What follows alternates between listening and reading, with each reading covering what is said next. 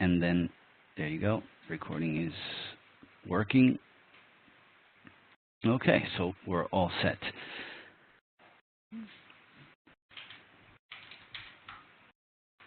All right, so on screen now, you guys will have the report that we're going to share today. I'll keep an eye out on the chat throughout the WebEx session, also the participants list. And remember, just to go over the basics, if you want to ask a question and you choose not to speak up, you can always just write it in the chat. We're always taking a look at it. If you want to speak up and cannot, because somehow using this WebEx method of a training, you cannot unmute yourself. Some can, some can't. So just let me know by either by raising the hand on the participants list next to the green check mark, or by writing in the chat, please unmute me, and I can do so, and we can hear your question. Cass is also with us, so if we have any questions related to the reports and what some of the concepts may mean, or what the reports are trying to deliver, then we can definitely get back to him, and he can help us out as he's been doing this whole week. Again, yes, thank God it's Friday. Definitely our last session of the WebEx sessions that we've had for GDP and BI. Today we were supposed to cover 2 reports, but we have some technical issues with one of them, so we're going to just stick to the one that we have now on screen, which is Report 13-14-16, Inventory Management Process. There's quite some things to do, so I'm sure it's going to take quite some time to go through this report, but I also want to leave some time to maybe go and review some of the things that you can do with Web Intelligence reports or Analysis Workspace reports that may not be clear. Also, maybe some questions related to the assessment, anything that Cass would like to add. And we also left this last day to go over one of the Excel sheets that Cass wanted to share with you guys in terms of the development of the reports, know at what stage they're at and what is coming. So you guys are all aware of what's new and upcoming with BI reporting in terms of GDP. In Cass, I spoke to Juan Reverte, so I think I have the latest version of that Excel sheet, so we can share it later. And before I start, one quick look at the chat, see if there are any questions there.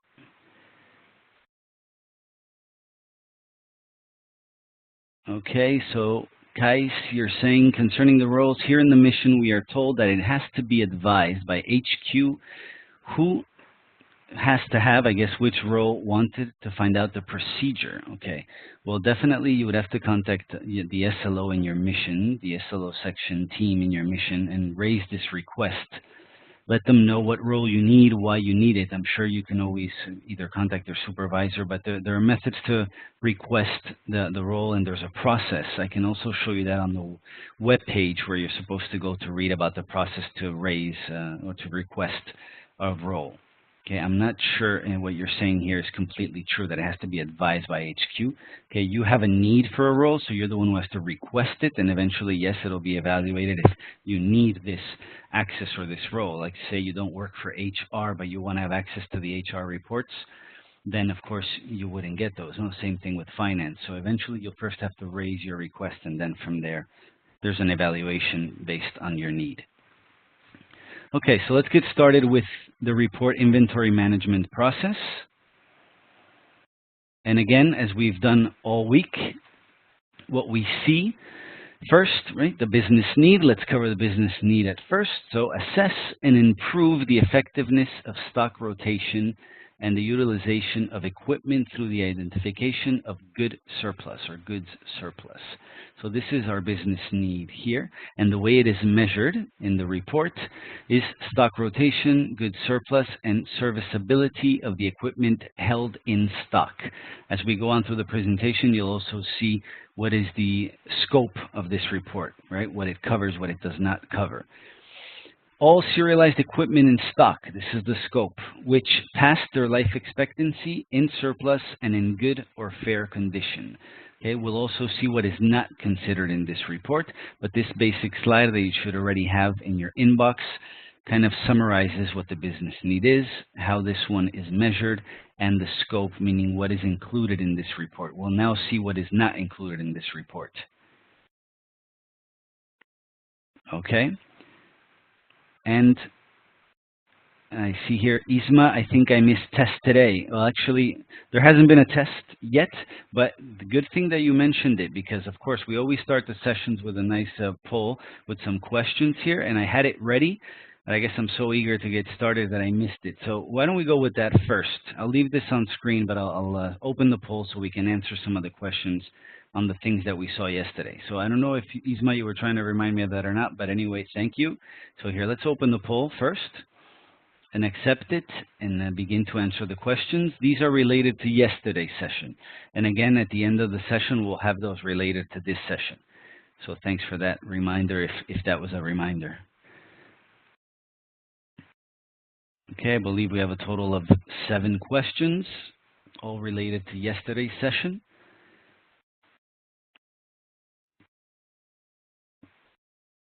So before we continue with what we're learning today and what we're meant to see today, I think this is a better idea to start with this.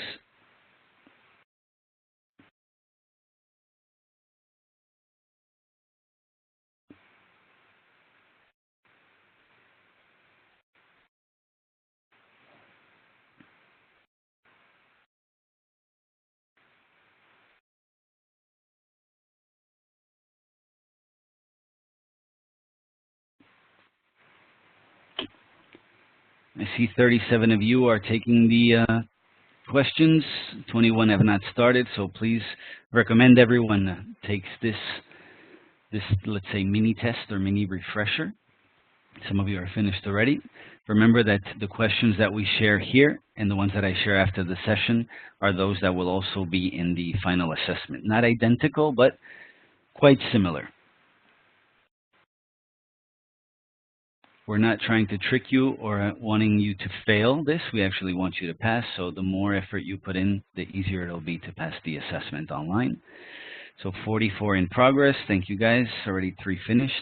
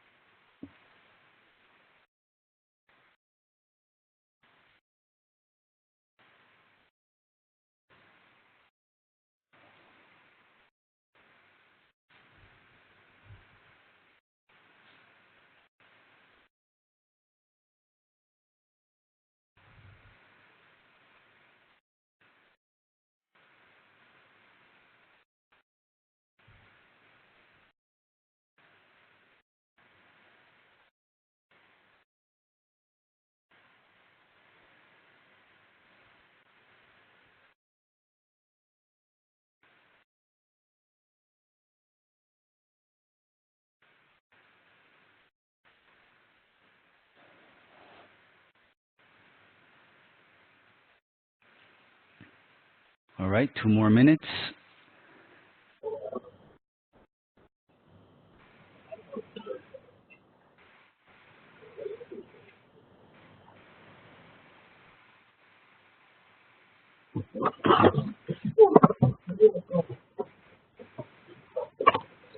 Hi, Christine.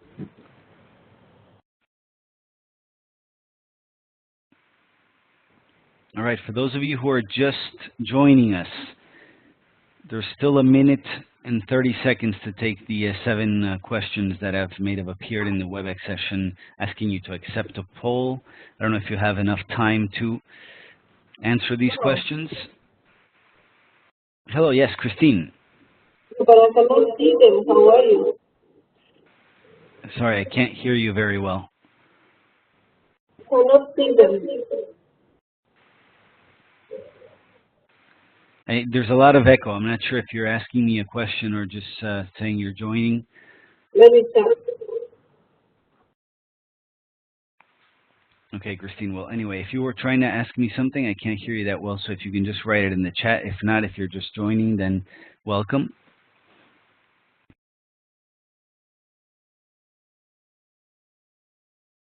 Oh, okay, you cannot see the questions, Christine, I see. So that may be because when we started the polling, you weren't in the session yet.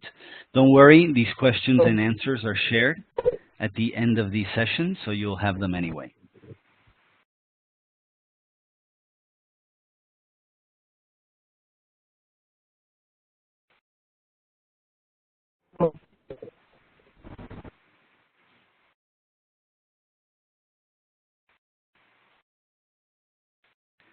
And we have another 7 seconds. I know 46 of you have already finished. Very good. And it's over. Okay. So I'm going to try to share the questions with you now before we continue. I think when I do select the correct answers and apply it to the poll, you guys can also visualize them. If not, nevertheless, we always send these at the end of the day. Okay. And here I'm applying the correct answers to the poll. Hopefully you guys can see them. And if not, we'll always share these afterwards. Okay, so remember, these are just refreshers, and also the types of questions that we're sharing here are very similar to the ones you will all take in the assessment, the online assessment that we'll share by the end of the day today, close of business in Valencia. And we'll send an email with the link to this test. So I ask you to review the questions. I will also send these questions and the ones we'll take at the end with the answers, which are already ready. So as soon as the session is over, you guys will have them as well. So review that also with the presentations. Take a look at the videos. Remember, you have a whole week to take this assessment, so it does not have to be today. Okay, and Rahida, I think 2 questions should be different as 2 answers apply. Okay, question 2, right? All right, so I'll take a look at question 2.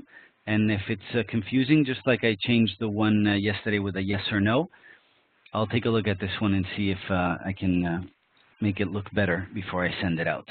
Okay, thank you for that. Remember, guys, all your feedback is welcome. And we'll continue now with the presentation.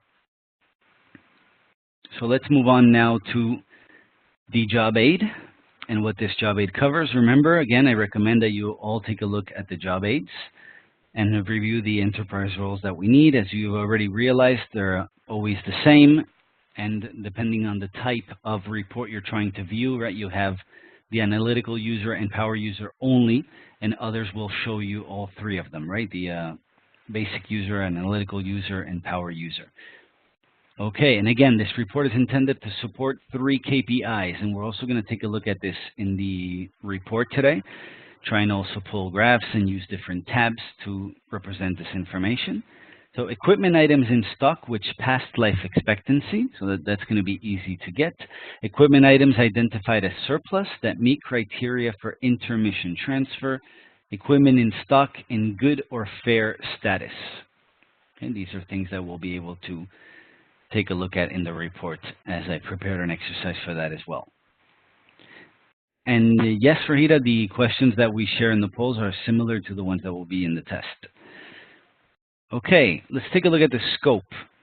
Right, we've seen what is included in the report, but we have not seen what is excluded in the report. So the report selects all equipment records, excluding some based on their current system or user status.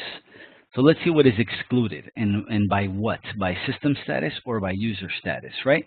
So by system status, we have the deletion flag and object deactivated.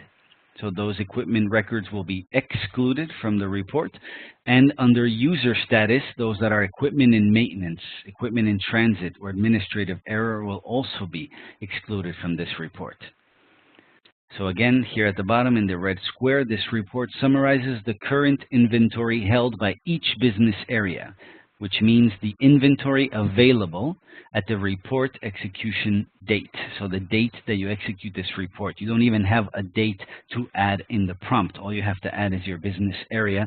And when you execute it, what the report will be returning is exactly that, inventory available at the report execution date by business area. So I think this one is quite simple to understand. Where is the report? Where can we find it? So again, DFS Property Management folder. And we're looking at the report 13, 14, 16 inventory management process, the analysis workspace type report. You have another web intelligence report, but we're going to be looking at this one here, the workspace, AWS. Okay, we have a question here. What about equipment in the write-off process? So if this equipment in the write-off process is included or not. Okay, so maybe in this case, we'll unmute Cass and see if he can shed some light on this. Hello, Cass. Hello. You know, off the top of my head, I can't recall. It could be that it's included in case it has a surplus flag. But I'd have to check the details of the FSD. So unfortunately, I don't know the answer. Okay. Thanks, Cass. I know because at least the ones that are excluded, right? It doesn't show anything that is in write-off process here, so it could be that it is included. But thanks anyway.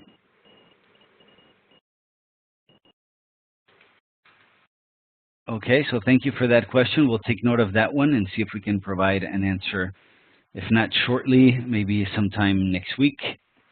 So thanks for questions like those, so we can take a look and maybe update either the job aids or the report itself. So let's keep going with the report and seeing what the prompt looks like, right? As I mentioned, you only have the business area to add or fulfill. So you can select more than one, of course, as we've seen, but you definitely have to select one of them. And so it's quite an easy prompt to follow, and the exercise that I have prepared. So there's not much more to look at in terms of presentation for this report. I think that it's quite clear, at least the equipment that is going to be considered in this report and the one that is not, except for that great question here about the ones in write-off process. So let's get started. Let's see what the report looks like, and let's start playing around with some of the features, because there's still some things I wanted to share with you that we couldn't share yesterday. And let me move the report there in my shared screen. So now you should all be seeing the screen here on the report, right? Report 13, 14, 16. Okay, so let's double click on that. And let's see the business area that we have and the one that I wanted to select. Let me drag that out of the way so I'm the only one who can see it. And I'm saying to add to the prompt at least 4 different missions. And we're going to do that, and you'll see why I do that later on when we start playing around with the tabs. Of course, maybe you don't want to do exactly what I'm doing with your report in your mission, but of course it's a very good example of what you can do with other things, right? You maybe don't want 4 missions in 4 different tabs, but maybe you do want 4 cost centers in 4 different tabs, or 4 storage locations. So not necessarily because I don't cover what you need in your mission in terms of report, does it mean that this report does not cover your need. You just have to work with it, okay, and experiment with it. Again, quick reminder, see, now I write MONUSCO, click on the goggles, no results. Why is that? Because we have a drop down, right? That we have to select between key or text. If I switch to text, as this is text, we have it here. If I would have written P018, then with the key I would have found MONUSCO. So remember, we add 1, and to add another one, we just click on the matchbox and go on, right? The next mission here is unmiss, and already I'll just say text. No particular reason why I'm selecting these missions, mainly just because they have data, and data we can work with. So it's the reason why I choose these. And then last but not least, we have Unimid. So we're going to add that as well. And the same thing, always ensure that you're searching by text and select them and say OK. So now here we go. We have 4 business areas. Click on OK. And we're going to get the results, and we're going to be seeing all 4 business areas at once.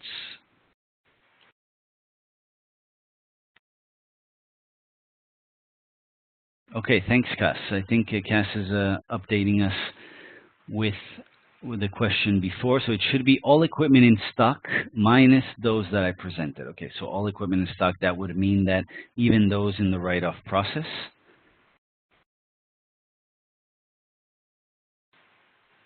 you rather just speak up, I can unmute you too. Just let me know in the chat. If not, I'll just keep going. And Prosper, I see you're writing in the chat as well. If you want to speak up or ask me a question, let me know. If not, I'll keep going with the report itself here. Okay, so we see now, again, we have the business area with the, let's say, the acronym somewhat of the business area, but right next to it, we have the business area text, right? And you'll see a lot of the times with the fields that we have here that we're not using, right? Some of them have business area text, condition text. So it pretty much means what you think it means, right? Surplus text. Sometimes you'll drag, let's say, surplus to your rows, and you may just have digits or letters that you don't understand. So you're better off dragging the field surplus text or anything with text in it, so you guys can see what's there, right? Maybe it writes it out. The same thing happens sometimes with the equipment and materials. You want to see what it is in text and not just in numbers, as of course it's much more difficult to understand what something is when you're just looking at the business area unless you know them by heart. So the first thing I would do when I see this is say, okay, well, do I really need to have two rows here with the same information? Well, no. So I can simply decide and drag out the business area completely, or I can leave it in the background. And in this case, I'm just repeating the information, so I can just take that out completely. That does not affect my report, as the prompt has the information I told the report I want to see. So I can just take out the business area. Now, something quite important, if by any chance, let's say I double click on business area, and I filter, and I select something or I unselect something or other, right? Let's say, and I click on cancel, and we have it here, and there's a filter icon. This will remain filtered if I send it to the background. The filter will remain, and the data provided here is the data that I'm filtering. But if by any chance I drag it out, then all the data you filtered is lost. Okay, so if you drag it back in, you would have to refilter again. Okay, that same thing happens with your key figures here under measures. Okay, and let me go back to the chat as I'm seeing. Thanks, Cass. We know for sure by looking at equipment and user status. Okay, thank you. And Prosper would like to know if we can put only one business area because you're using many in the exercise. Absolutely, yes. Remember, so I'm using many in the exercise for a reason. I'm going to keep these here. I'm going to just click on the business area text that I have here, and maybe I just want to select MINUSMA, right? And as this part of my exercise, I can just select MINUSMA here. Say OK. Maybe you can't find it. So again, remember, you can always use this as well. Hit the search. The goggles are here too. Same thing, just like we did in the prompt. It may take a little longer, but eventually, see, you can find it just the same way. So now I only want to filter and have MINUSMA there and just work with the data in MINUSMA.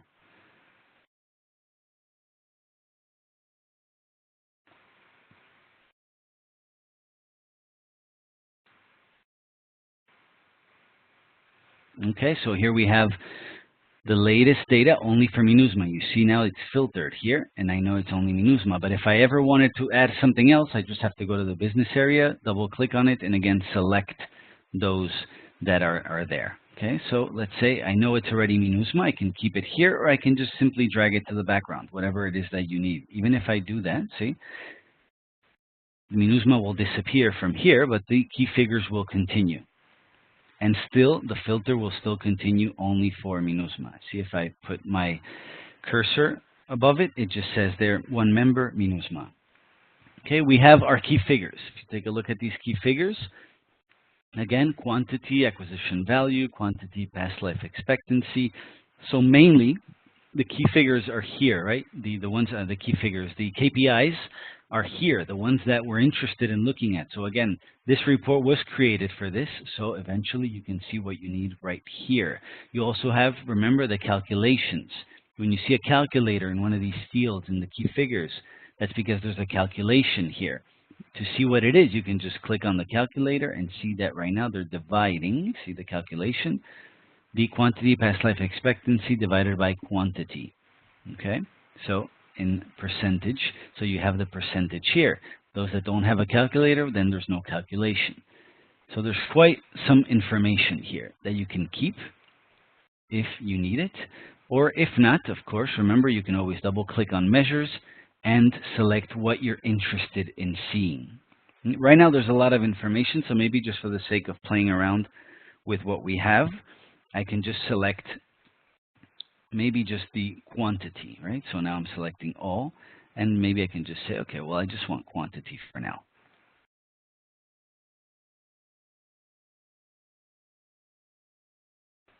And now what that'll do is just show me the quantity, right, of equipment in stock for the business area, MINUSMA.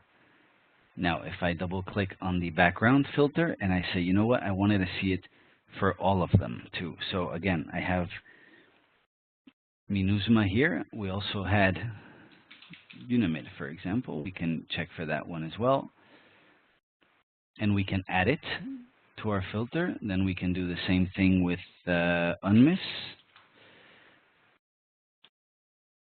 and select it as well. And now we should have at least 3 different missions here with the totals as well. And now I'm going to play around with some of the calculations just so you can see. Maybe you wouldn't do these calculations on your own, but at least, or they're not interesting for you, but at least I'll teach you how to use these. Now I think I didn't select any of them here, or maybe I can just move the business area to the rows to see if I have or not. Maybe it should be easier for me. So let's see. So I can see what I'm able to see right from the beginning. Okay, so let me drag the business area here just to make sure that I can see right from the get-go what's there and what's not. And you'll see how this changes. You see now, as I've added from the background, I've added to the rows. Now we have the division of the quantity by mission. If I drag it back to the background, this will disappear and the key figures will only show me the total quantity. Right? So remember, if I wanted to know the total quantity, in this case we have 3 different missions, but you can do that by cost center if you're interested. Remember, you can right-click on the field, totals, show totals, and now we'll have the total of this column. Let's say you're also interested in, for example, seeing the highest quantity first. Then you can go right here to this column, right-click as well, and sort, and you sort in descending order. And now we should have the highest amount at the top, lowest at the bottom. You see, so you're deciding what you want to see and how you want to see it. I don't believe we saw the sorting option in the other sessions, but this one is quite simple, just as the totals are. And what else can we do? Well, now we have the quantity here, but imagine I have tons of other data, tons of other information. I'm only working on these 3 just so it's easier to follow.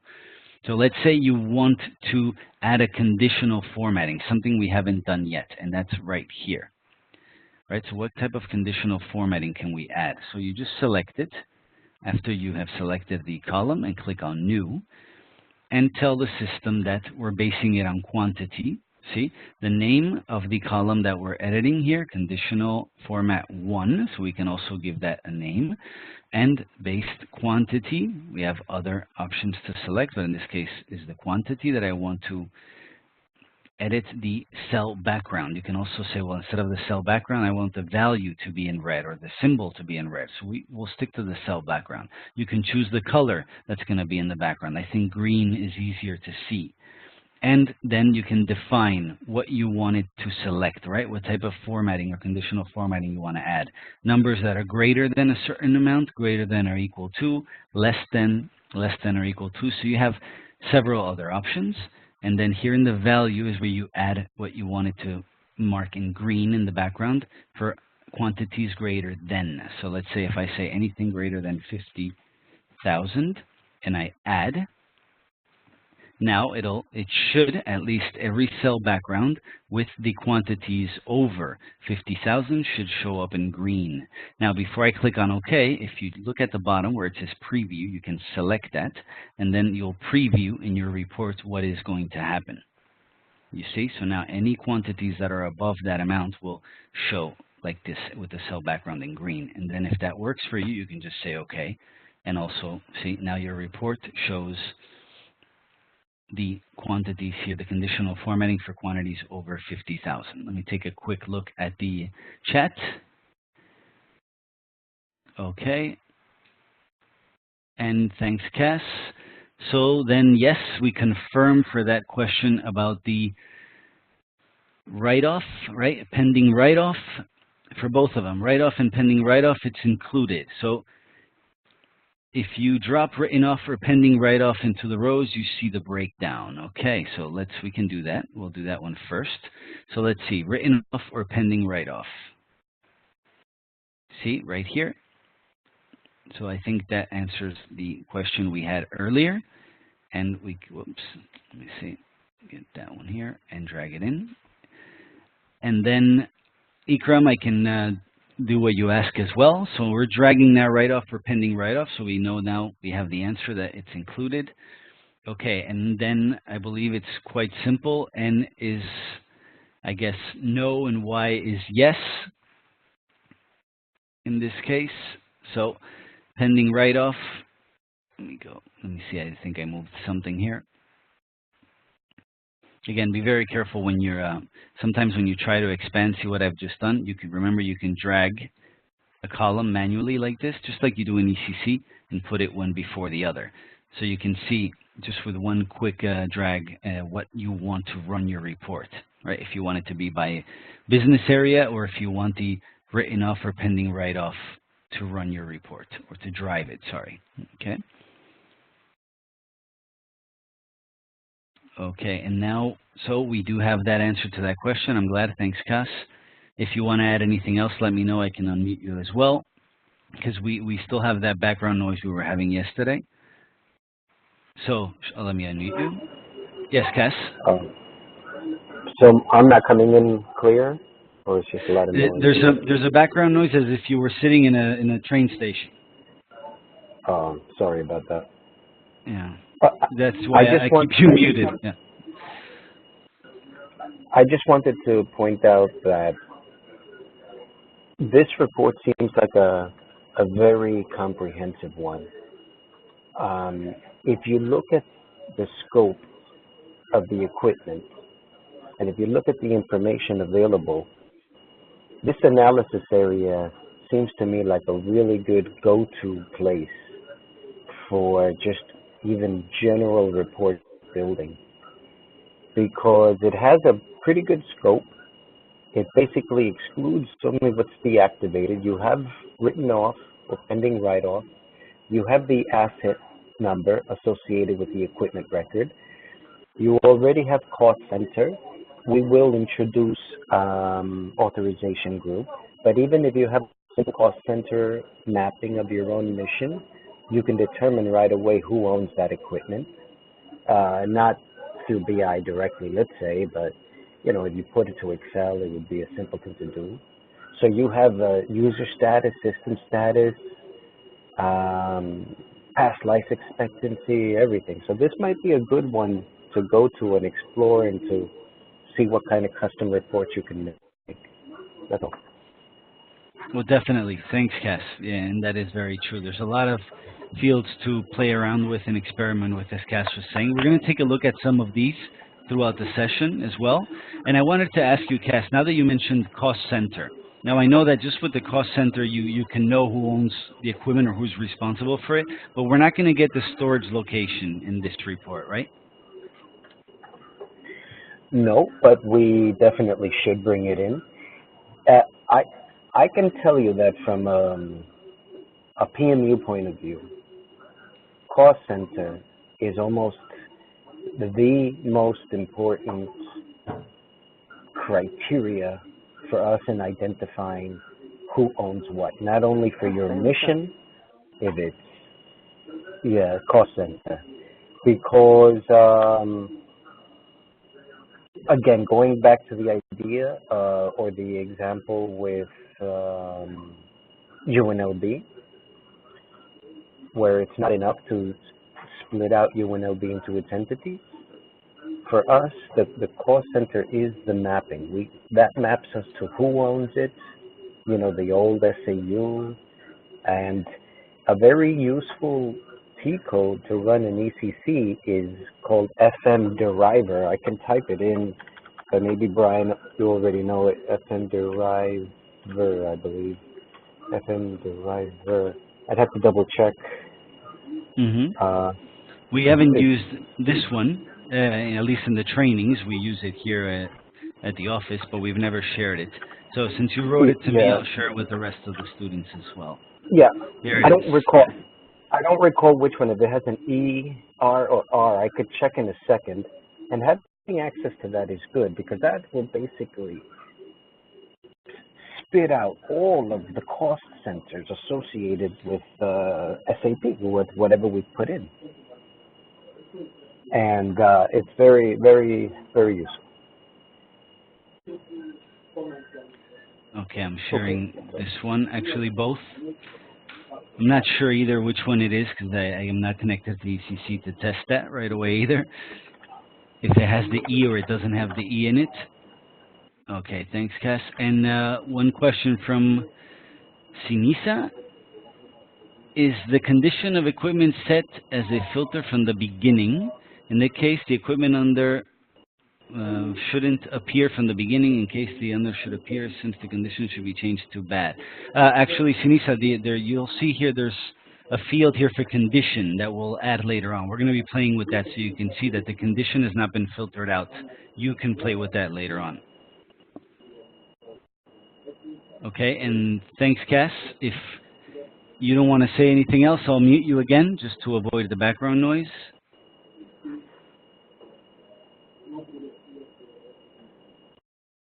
Okay, so I've muted you there. Okay, so Rahida, I think when you mean that you can't hear anymore, you can't hear Cass anymore, right? I guess you can still hear me. Okay, let's continue with the report.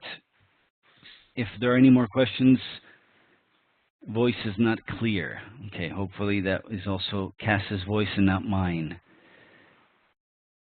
Okay, thanks, Cass, for confirming. I believe you're confirming the T code now, the way it's written correctly. Thanks. I'm sharing that as well with the participants so they can check that out. And we go back to our report. I'm going to take out written off or pending write-off. Okay. Let's see if I can do that again, or maybe the report. Okay, let's see. See if I can take it out from here.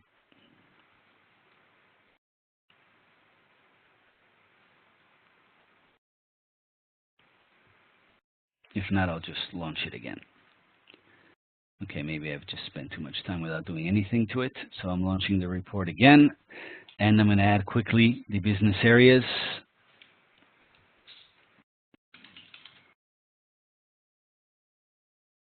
Just be patient with me for 1 second while I add these.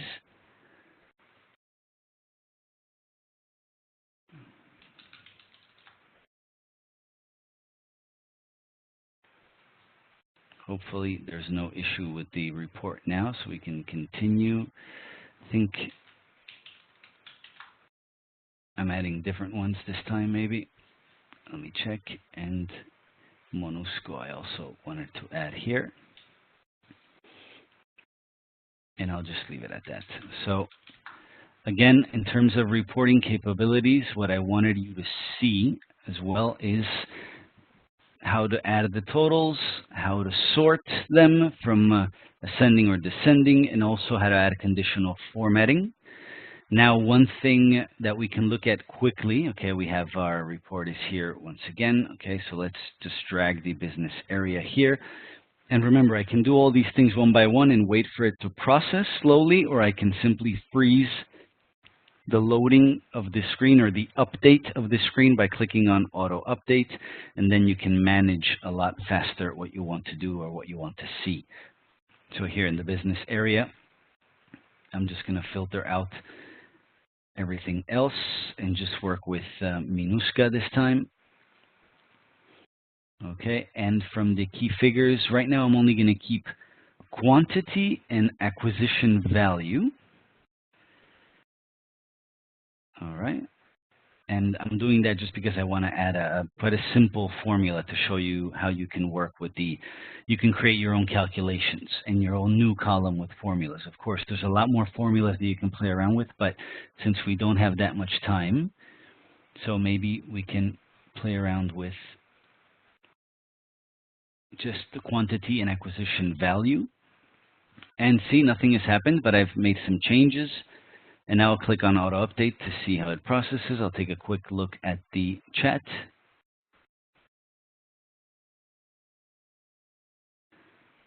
Okay, yes, Prosper, there's no job aid per se that contains all list of transaction codes. You can look at job aids that give you the transaction codes for a specific area, but not one job aid that includes all possible T codes in ECC. Yeah, you would have to search by job aid by area, like see if it's supply chain or if it's inventory management and so on.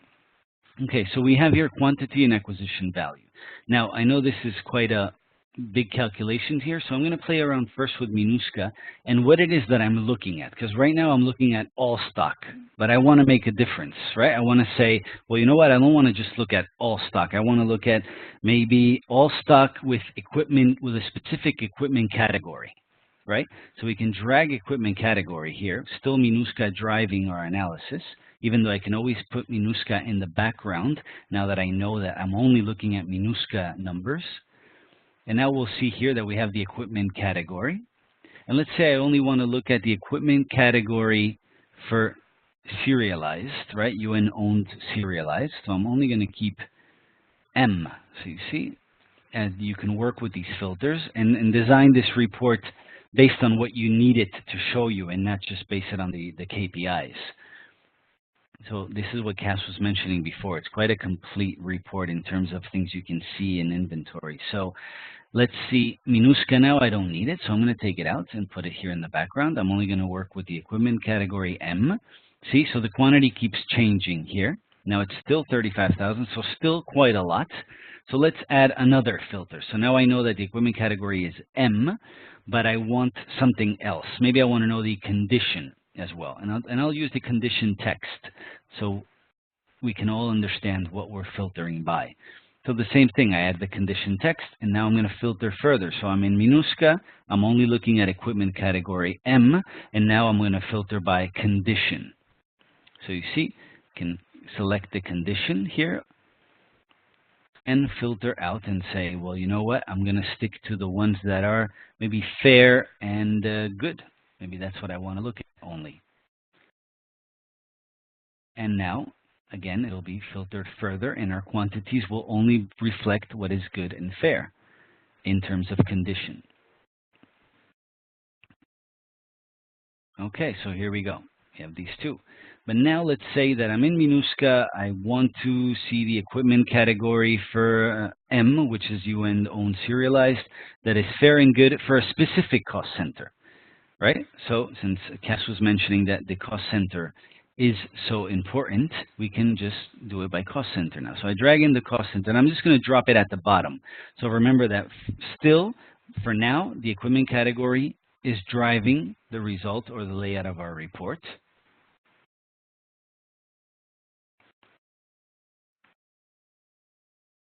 Okay, so we have now the quantity and acquisition value by cost center. So in a way, it's being separated by equipment category M, condition fair and good, and the cost centers that we have here. And say, okay, so maybe I want to only see one of those cost centers. Remember, you can also filter from here and say, okay, well, I would like to only see, for example, this one. Right, or maybe the first one. As you can see, they're spread here and here, divided between fair and good, as the condition is driving the cost center and not the other way around. So if I grabbed this one and dragged it up beyond condition, now we would have the equipment category still driving, and the cost center would be now subdividing or dividing the conditions based on the quantity that we have. Okay, so once again, here we go. So I don't know, whatever suits you best, right?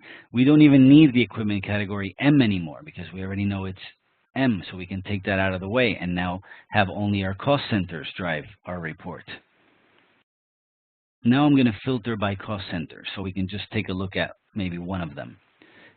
And see, here our cost center, and select maybe the first one, or maybe I want to do it the way I was going to show you before, right? Let's do it directly from here. If you just select this one and say, okay, I just want to see this one here, you can right click, right? Select it first, right click, and then you say you keep members. And now all the other cost centers will disappear, and it will just keep here this cost center. And now we'll know in MINUSCA for this cost center, under condition good and fair for UN owned serialized, this is the quantity that we have. See, so little by little, the report starts really focusing on one specific area. We can also get rid of the totals if we don't want to see them, right? Remember, hide totals. We have a couple of questions, I believe. Okay. So yes, for one of these questions, I'll unmute Cass again, because this is a good question. We have what does the pound sign represent, right? I know sometimes the system delivers, right, in the report, the pound sign. Now, is this something, and Cass, I'm asking you this, is this something that maybe there's a glitch in the report, or is it because it's dragging data from somewhere in ECC that is not clear? There's no data in ECC? What does it represent exactly, the pound sign that we saw before? Unfortunately, I didn't notice, but even if I did, I don't think I know the answer. Why an analysis? See, now I just double-clicked on the condition, and we have a pound sign there. I know sometimes you do get it, and I wonder if it's just simply that when the data is taken from ECC or SRM, there's some sort of glitch, or it doesn't take some information, or maybe the information added in ECC is not correct. I wasn't sure. Or just a bug in the system. No. Unless that symbolizes empty. So what would be the way to know for sure? Select pound. Yes. You know, I'm not saying to follow it, but what would I do? I would select pound. I would retrieve equipment records associated with it. I would run IHO8. I would find them in the system and see if the condition key is empty. If it's empty, then that would confirm to me that that's just another symbol for empty. If it does have a condition and it's pound, then it's a bug. You know, it's a matter of validating. Exactly. Thank you. And that's actually the best option. And I'm just going to follow it just quickly because I want those that are attending that are not that familiar with these reports, how this would happen and how we would do it. It's actually very effective. If, let's say, I'm only filtering now by the pound and I see that there's 2,000, right? We can still look and see with the equipment number that we have here. If we dragged this field, now we're going to have 2,000 equipments that are going to show up. I don't think the report should crash. I think it can handle that one.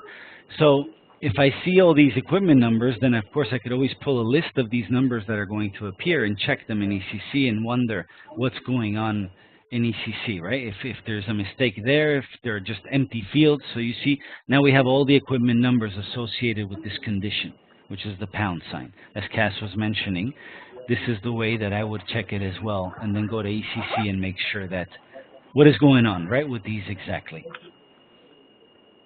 So thanks, Cass. Thanks for the explanation. So as you guys can see, you guys can always play around with the field that we have here. Cass was mentioning at the beginning that this report allows you a lot of play, right? You can move things around, find out the equipment numbers, also the acquisition date. We're going to play around with some of these a little more, okay? But I just wanted to show you what I would do, and what Cass mentioned is exactly what I believe what anyone should do if you want to know what this means really. Instead of we're just guessing if it's empty or if it's a bug or if it's something else, I would definitely take these numbers, go to ECC and check them. Okay, so there may be many reasons. Thank you guys for adding what it could be in the chat. I have at least 10 different suggestions. Okay, so the best way is to check it one by one, or go in and see by cost center in ECC what it is. So let's freeze this for a second, because what I really wanted to show you here was the formula, right? That was the idea, to add a formula. And then again, since time is running by quite fast, also what I wanted to show you is also quite important, I believe, with the tabs and adding some analysis and actually using the copy and paste feature, which I believe you guys will like. So let's get rid of the pound sign here, and let's just get back with the ones that are fair and good. And the cost center will keep.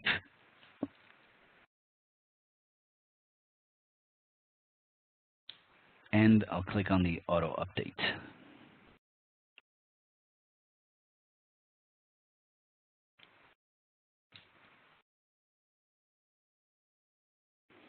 Yes, I can add a condition instead of condition text. That is true. And just so we see the difference, right, between adding one and the other.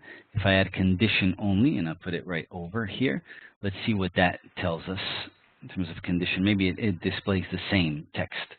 I'll check that. Okay, so exactly, right? And maybe if you're not very familiar and you read condition 1, condition 2, you don't really know what that stands for. I mean, you should if you work with this every single day, but that's why I decided to use condition text, because I believe it's a bit clearer for all of us. So we can just get rid of this one.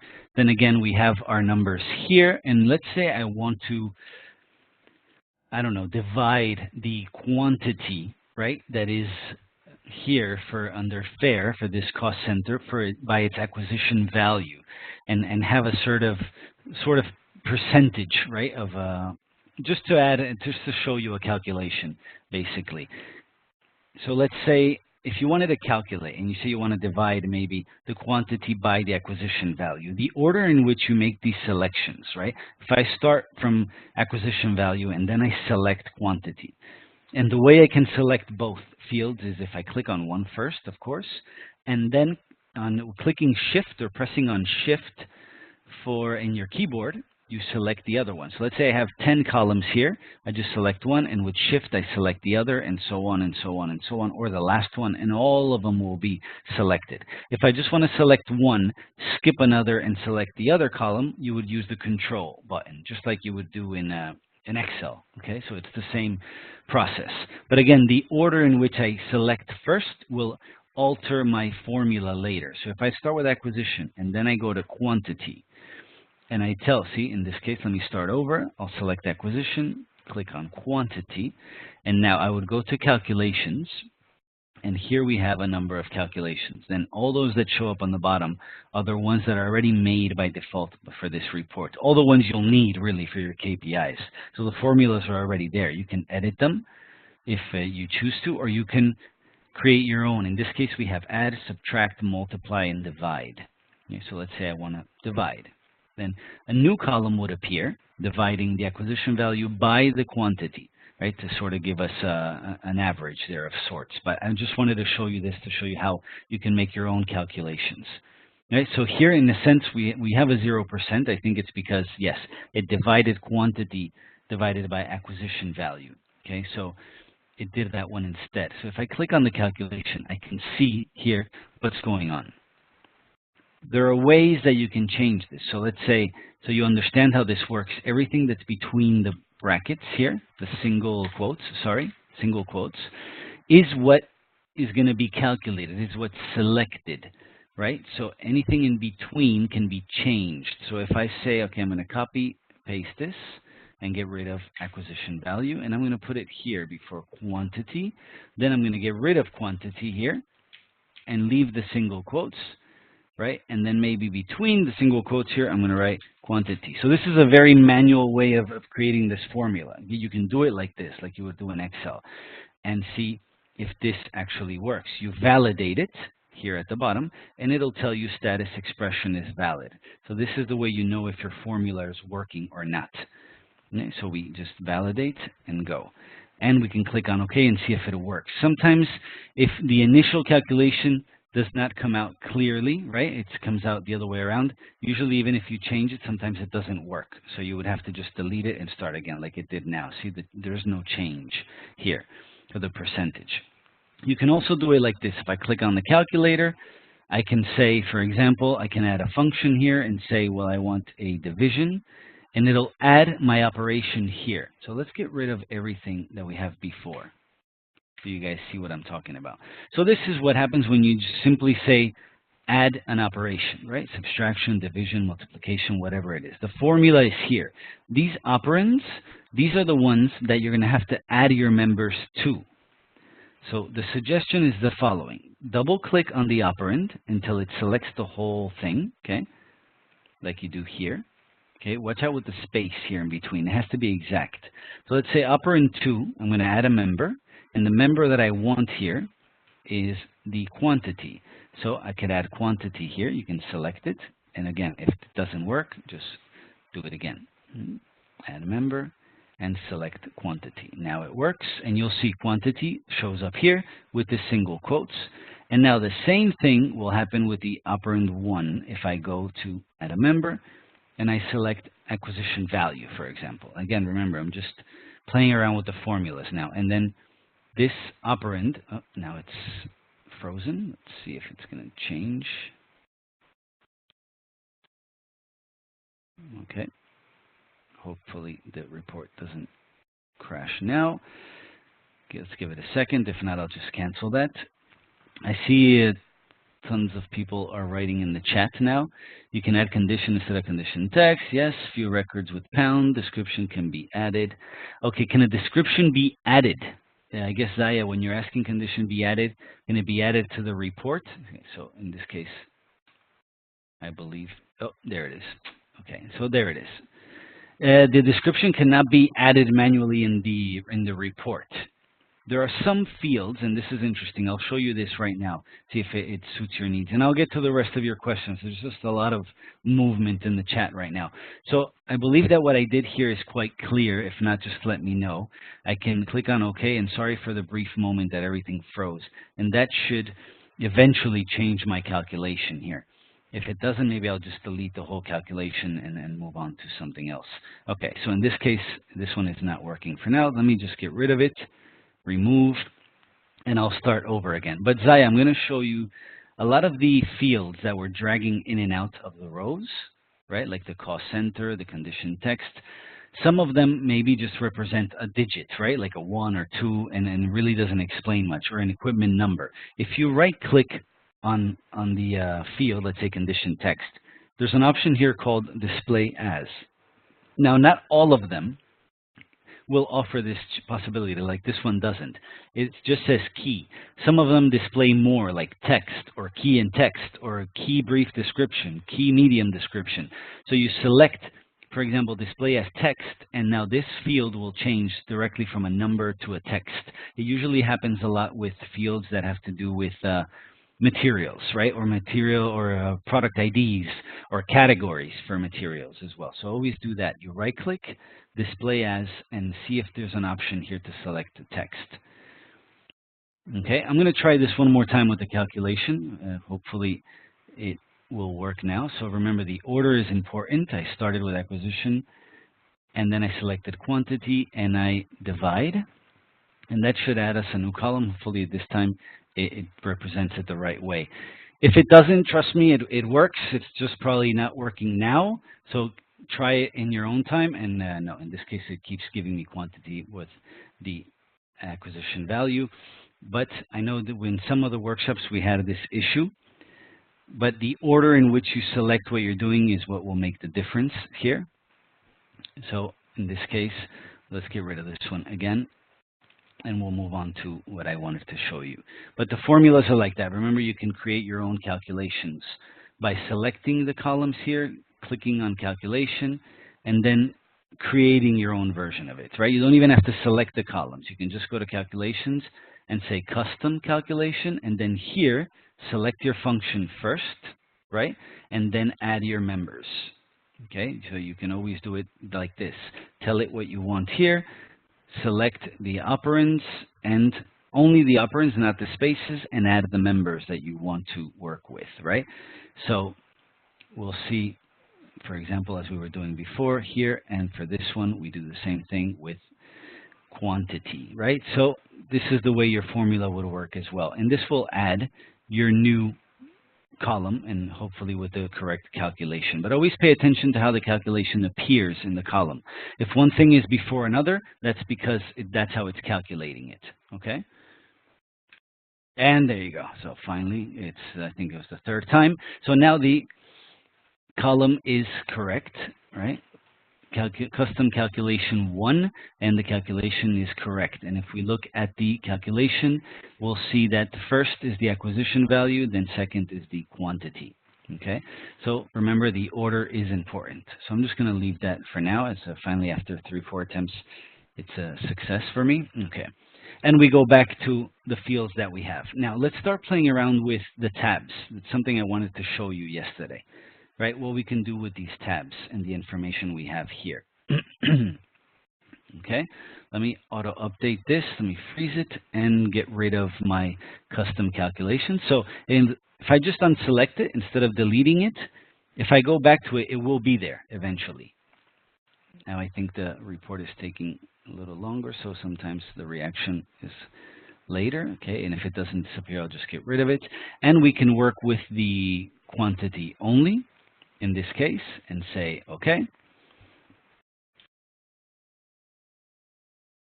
What I want to do is I want in each different tab to have different type of information. Remember yesterday we had one window with a graph, another window with another graph, and another window with another graph, and each one of them was a different analysis, right? Well, what I want to do is the same now, but in different sheets, right? And I want to change, for example, in this analysis, what I have is, I think it's MINUSCA, yes.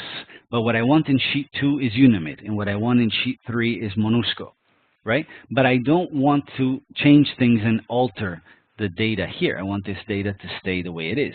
So in this case, I may have already one of the KPIs that I want, right? The quantity in stock, right? And also its condition and by cost center. Maybe this is something I'm interested in having. So to avoid doing double the work, what you can do with this is exactly this. You can go here and do copy, but remember, again, always making sure that your window here is selected, right? You do copy. Just, I know it's going to look quite simple. Sheet 2.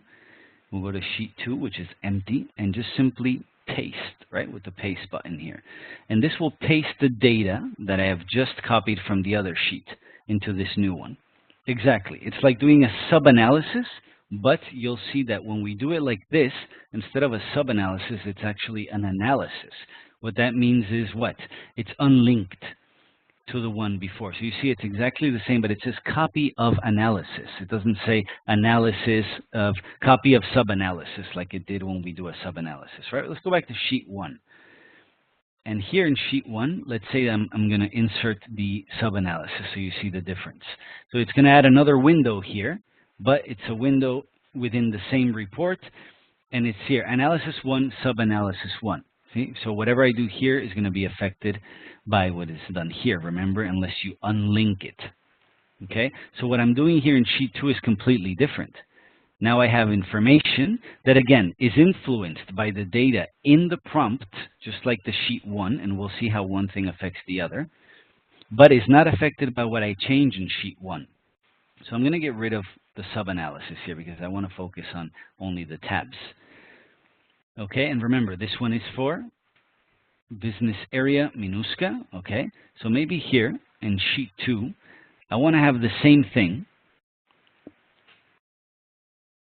but I want to have it for a different business area. Okay, so we're going to keep the cost centers. I'm going to freeze this and say, okay, well, you know what? I'm going to keep the cost centers here so I can have the data. All right, let's select it all. Sometimes it takes a little bit because there are many, but eventually once you click on it, it'll select all the other ones. So I don't want to double click. There you go. And here we say OK. And I'm going to keep the condition filter to fair and good. But what I want to do now is in my sheet 2, and we can go back to sheet 1 now with the addition I made to cost center. To cost center. I'm going to go to sheet 1 to see if there's a change in sheet 1. So no, see, they're still filtered by the one I want. In sheet 2 is like a brand new analysis, right? So here we have all the cost centers, or we should have all the cost centers. But remember, I'm still here frozen on auto update. Now I want to change the business area. Okay, so I'm going to select here, and instead of having the one for MINUSCA, I want the one for maybe UNIMID. Okay, so we can click OK. And now the reason I can do this is because at the beginning, when I was the prompt, right, when I was filling in the prompt, I added all these business areas. If by any chance I only had Unimid here, or MONUSCO or MINUSCA here, and I want to add Unimid later on in another tab, I wouldn't be able to. I would have to add the information here first, and then select it from the filter. So now you see in my business area, I have Unimid, still equipment category M. My condition is still fair and good, and all my cost centers. So let's see how that changes.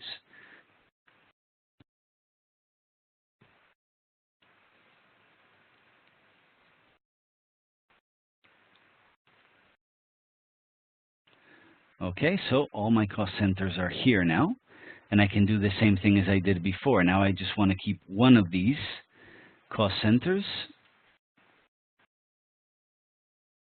So I say keep members, all the other ones will disappear. So imagine you want to do this for your mission, right? We're only doing this for MINUSCA. So you can have in each different sheet a different cost center with its own condition and its own quantity, right? And then you can create its own graph. So you can work separately with different sheets. And now this one is 10248, right? For the business area Unimid. If I go to sheet 1, what we'll have here is a different cost center, right? Very good, for the business area MINUSCA. So just with a simple copy and paste in the different sheet, we have different information. So we can change the name of the tab as well and add the name that we want to add to it here. Let's see, so sheet 1, in this case, I want to call it MINUSCA. So I know exactly in which one we have which. So this works just like Excel. We click on the second one here and do the same thing. And in this case, we just add Unimid. Okay, and you can do that for each one of these tabs. So now you know what information you have in each one of these. And you can change it freely without editing the other tab. Okay, but of course, you only have this information if you added it initially in the prompt. Okay, so there's more to work with here. Let's say right now we just have the condition fair and good for all this quantity of equipment. Could we break it down even more? Well, maybe we could break it down also by status, right? We could say maybe the equipment system status and say, well, you know what? Let's see the equipment system status and add it to your rows. Okay, you can always play around and test and see how the report reacts to whatever you're asking it to do. But I always recommend that the less information, the better. So now look, we have more details now, even. We have equipment system status in their fair condition and good condition for this cost center in Unimid. See, and I know I'm in Unimid just because I wrote it down here at the beginning, in MINUSCA. Now, do I need this cost center? Maybe I can get rid of this cost center as I already know which one I'm using here. Or maybe you just want to change the name here in Unimid, so you always remember when you see it and say Unimid 10248. Okay, and now you know it's Unimid 10248. Get rid of the cost center in your report here. Drag it to your background. Again, you're only changing things in this tab, not in the other one. Okay, and I have some questions on the equipment system status. Now, we could get into this, but these are system status abbreviations, all right? You have to check in ECC as there are tons of them, right? If it's in stock, ESTO, if it's installed, if it's available. Okay, so all these system status, in this case, equipment system status, and I can drag this over and we can see what this stands for. Okay, so this is what I'm going to do last. So you guys can see what is interesting here for all of us. Let's say that you only want to see the, I guess, available system status or whatever is in stock, right? So I'm going to go with available just because there are less, right? Or maybe we want to have a graph on this.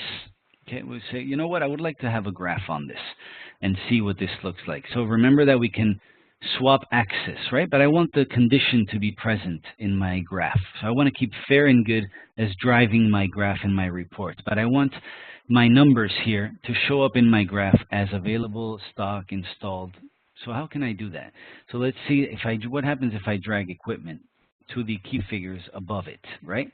Let's see how that changes my view of my report.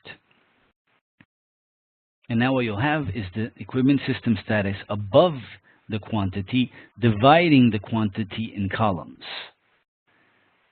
You'll see, okay, that works. So here we go. Now you have the numbers here by quantity available, quantity installed, quantity measure, always driven by if it's fair or good.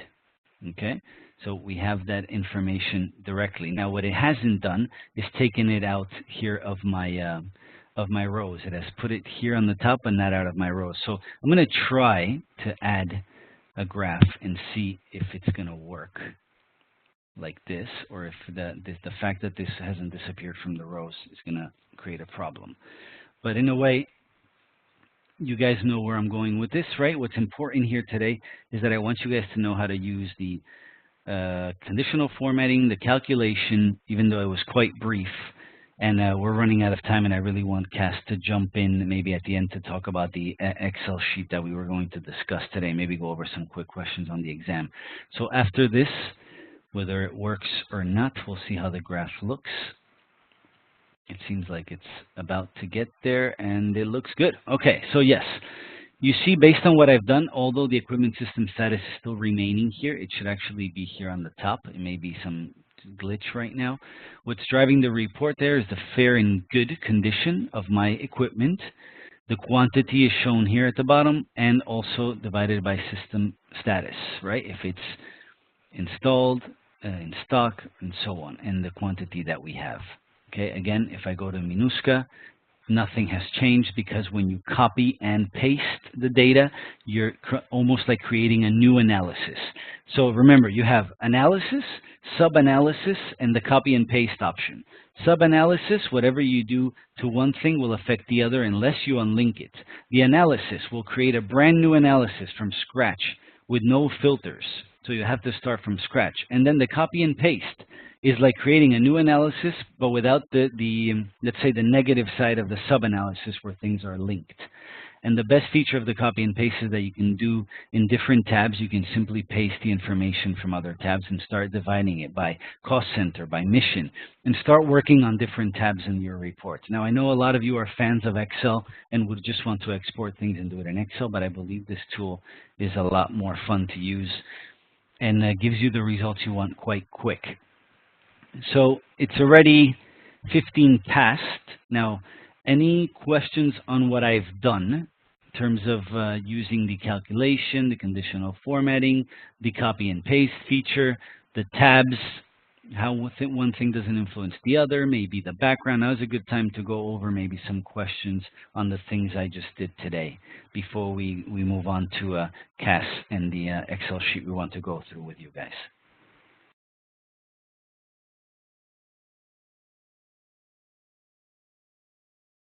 If you want to speak up. Okay, well, Ellie, since you're the first one to jump in and ask the question, that's the first one I'll take a look at. So, yes? Isma? Okay, I'm just going to mute you, Isma. If you want to speak up, just unmute yourself again. Okay, so I'll go with your question, Ellie, with the scheduling, right? You were asking the question about scheduling, which had to do with, if you can just repeat it, let me see if I can see you right at the beginning. I believe you posted it here. Here, yes. Scheduling reports. When you schedule a report, it can be sent next week. For example, the data will be updated. Okay, very good question. So let's go back to our scheduling, right? Remember that from yesterday. Remember under your documents, right? When you save a report under your favorites, we went through that as well. And let's say I would like to schedule this report. Brian, right-click, schedule. So remember, when you're scheduling a report, what's important is the data that you've added to the prompt. So actually, before I do that, remember, I'm going to pull this prompt again for this report. And we're going to have a window here that tells us the data we want to add, right? And let's see if it goes. All right, maybe taking a little while. Or maybe I can just use another report just to see what I'm talking about. And let's use the same one. Remember, the data that you add to your report can be saved, right? So in the prompt, you're going to add some information, right?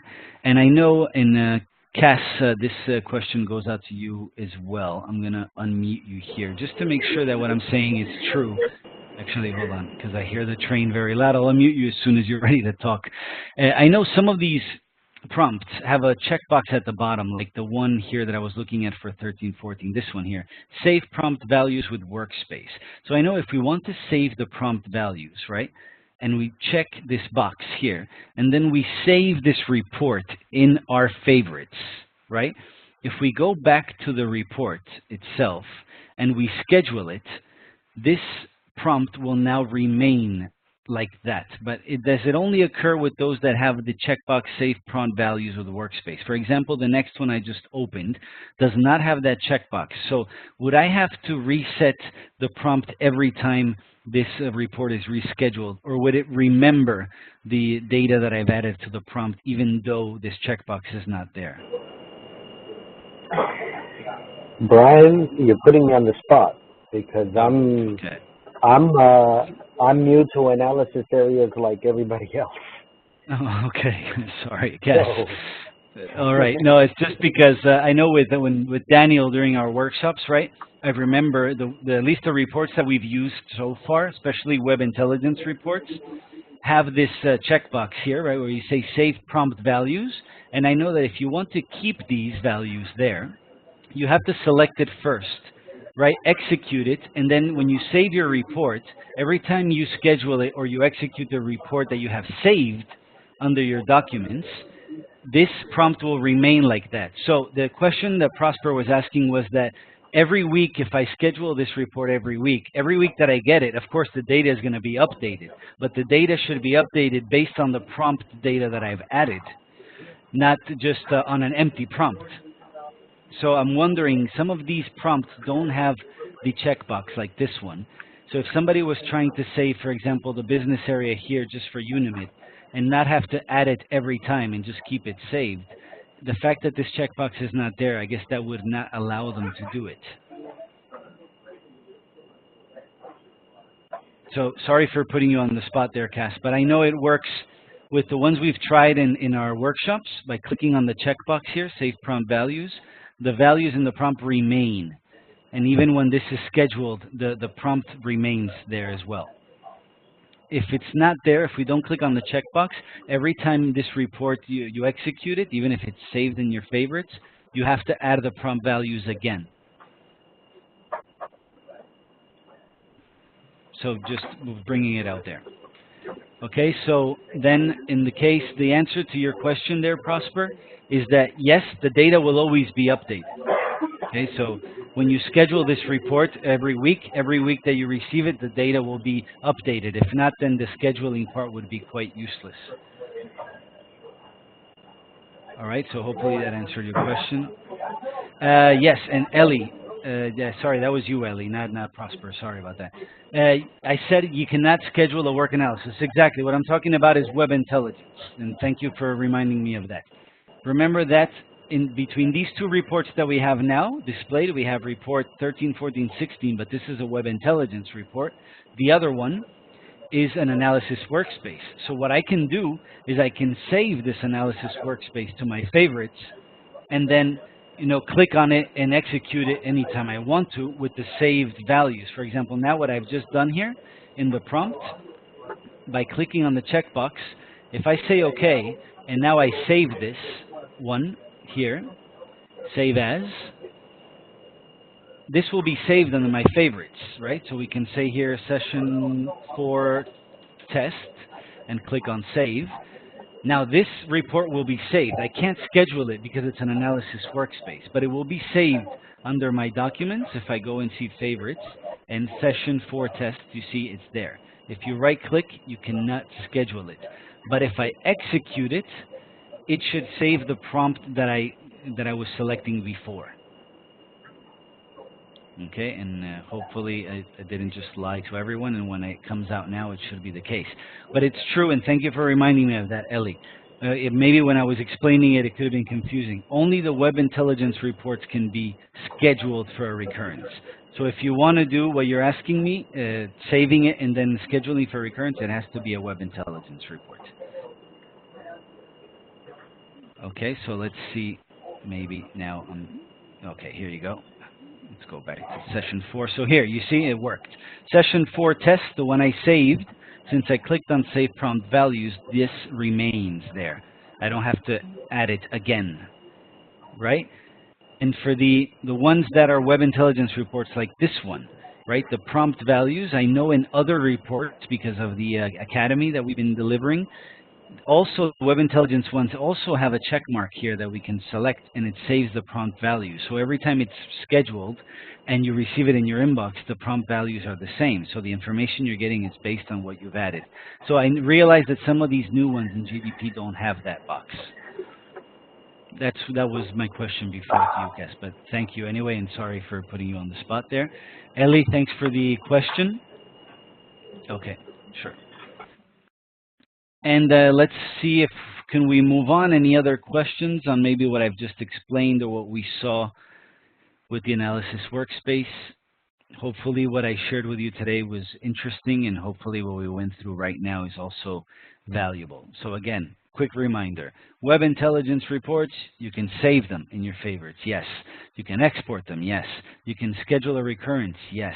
You can save the prompt details. Well, in the majority of them you can. Then, and now Cass will confirm if we can do it on these for the GDP. Analysis workspace reports, can you email them to yourself? You can email them as well. Can you save them into your favorites? You can save them into your favorites. Can you schedule analysis workspace? No, you can't. Okay, you can't schedule it. But can you export it? Yes, you can. Okay, so main difference between web intelligence analysis workspace is the scheduling of a recurrence. Okay, hopefully also the copy and paste feature was interesting. Remember, I know the calculation that I performed now in the session is quite basic. It was a division, maybe a division that didn't make much sense in terms of your reports, but I gave you the basics on how you can start performing your own calculations when you do your own reports.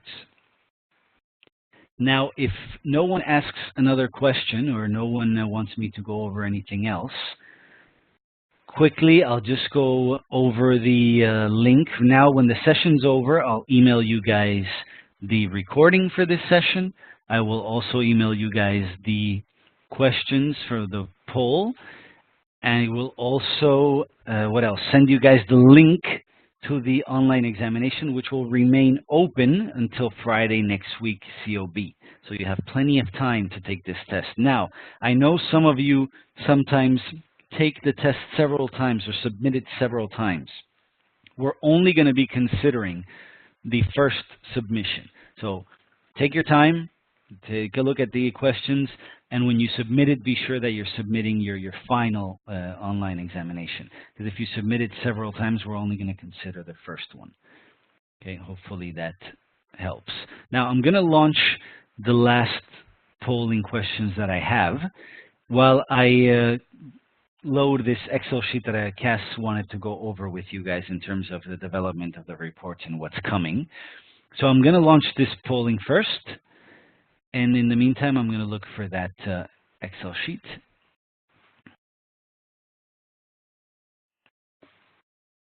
So this is our second poll. These questions are related to what we've learned now.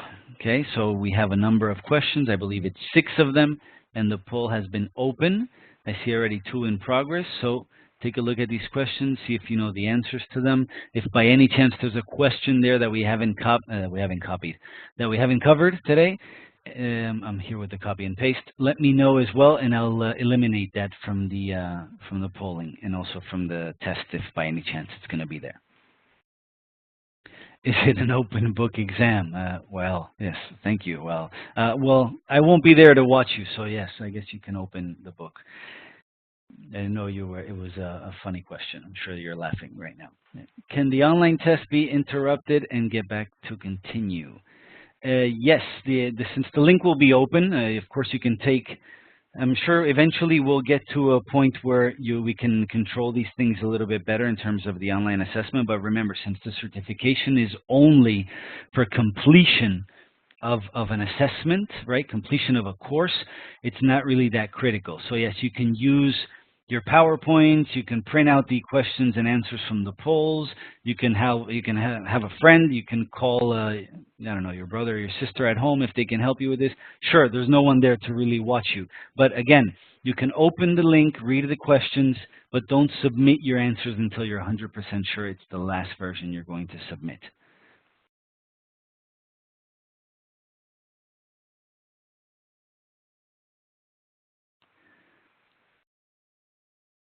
Okay, and Sarah, thanks for your comment here. Glad you enjoyed the session. It would be more useful if we can add the description of the equipment. Well, that's something that may be added later on. I know that sometimes looking at the equipment numbers is not as useful as being able to read what the equipment is exactly. The same thing, I know that for other reports that we were using, actually the ones for shopping carts and POs, where you could pull the category, right? The product ID category or the product category, and we could see the text, right? To see if it's 4x4, so to see if it's motorcycles or whatever. That's very, very useful. So again, in the cast, just so you know, that's a very useful for anyone to be able to see the text version of the equipment as well, or the equipment category, or the material category. The text version is always useful, or if at least they can select the display as text option for some of those as well. So as the poll, there's still 2 minutes and 20 seconds to go through. I'm going to go and get the Excel sheet that I wanted to review. Well, actually, that Cass wanted to review with you guys. We still have couple of minutes, and I believe the version I have is the last version as well. So once it loads and the polling is over, Cass, I'll unmute you, and if you want to discuss anything. Okay, yes.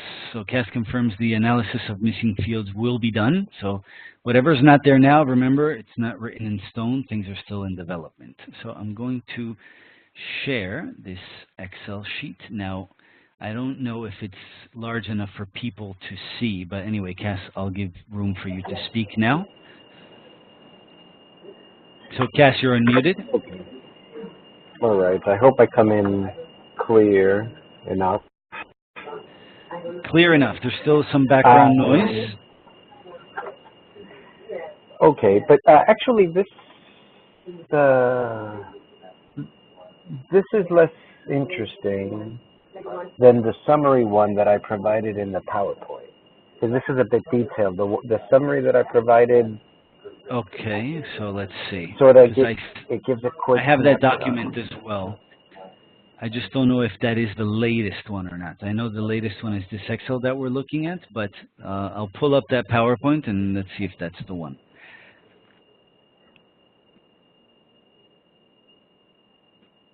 It's the SCP MU presentation, correct? Here, I'm going to share it in the screen so you can see it. Yeah, it would be this one. If we go all the way to the bottom.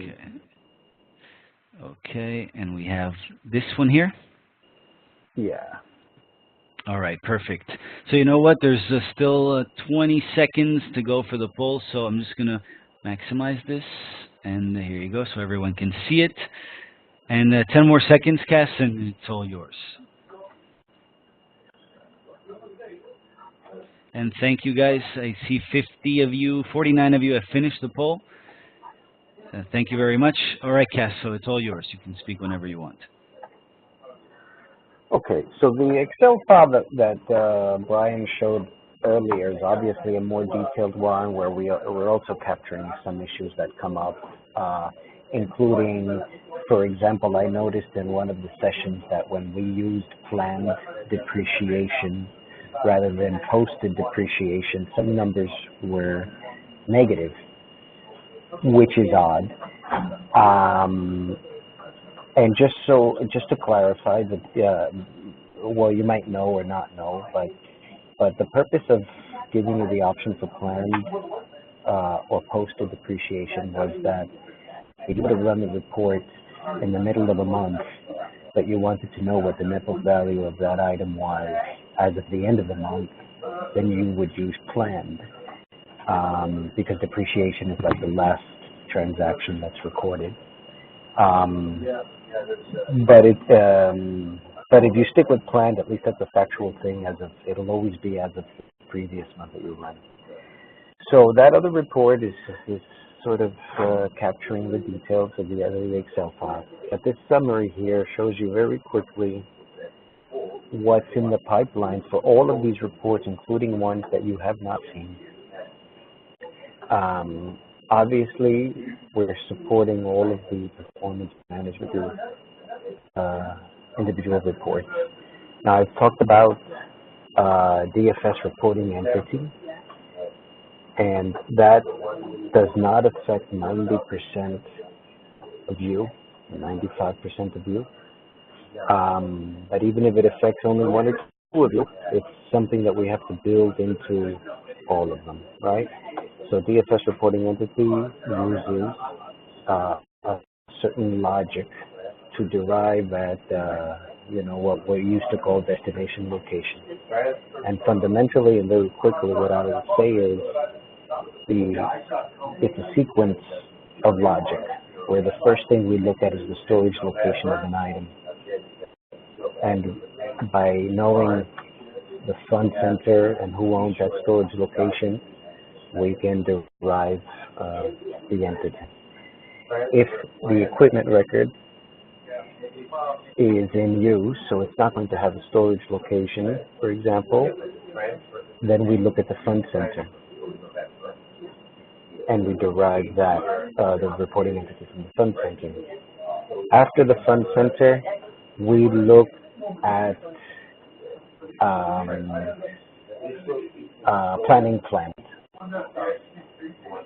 So we sort of go down the line. So if there's no storage location, if an equipment record has no fund center, then we look at the planning plan associated with the record.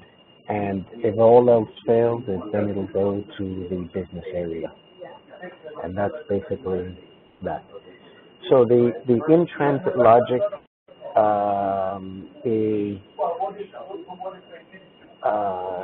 it's sort of what happened.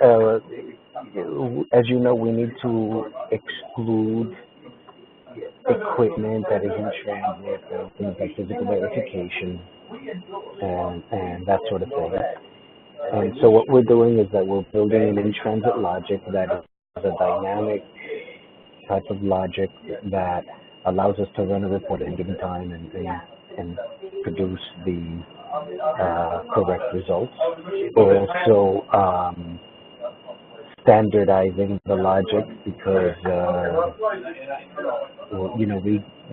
we had split up the development of these reports into 2 groups during the GDP, and we want to make sure that all of the reports have the same logic. Then, of course, we have the analysis workspace. When we mentioned the ones shown in orange do not have one.